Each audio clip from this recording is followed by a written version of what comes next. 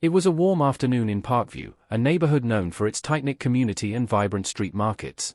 The air buzzed with the sounds of vendors hawking their goods, children laughing, and music playing from a nearby stall. Among the crowd was Angela Simmons, a 34-year-old teacher and beloved member of the neighborhood, known for her unwavering commitment to helping underprivileged kids. Angela had just finished buying fresh produce and was heading toward her car when chaos erupted. A police cruiser pulled up abruptly, and out stepped Officer Grant, a tall, imposing man with a reputation for being overly aggressive. He was known in the area, but not in a good way.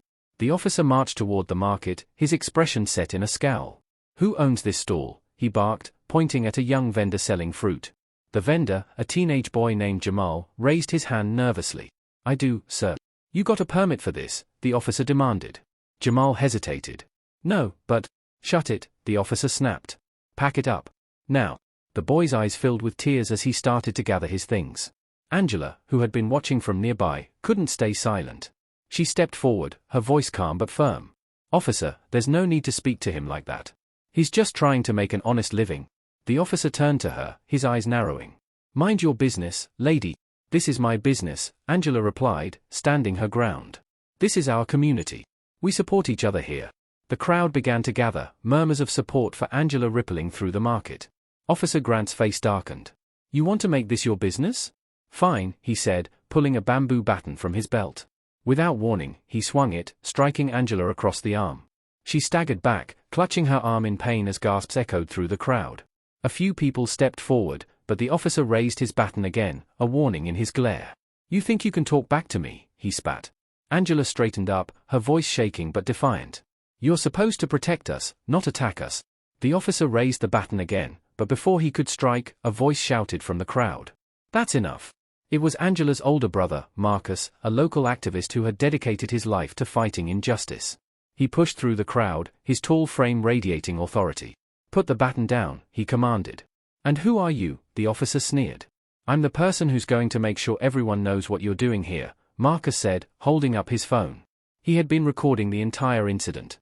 The officer hesitated, glancing at the crowd, which had grown larger and angrier. Phones were out, cameras rolling. The tide was turning. "You think this is going to end well for you?"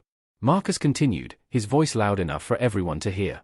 "Beating a defenseless woman in front of witnesses? In front of cameras? Your badge won't save you from this."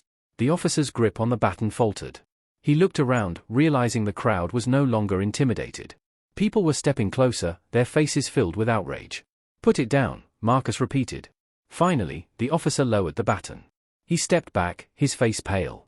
Without a word, he turned and walked back to his cruiser, driving off in silence. The market erupted into applause and cheers.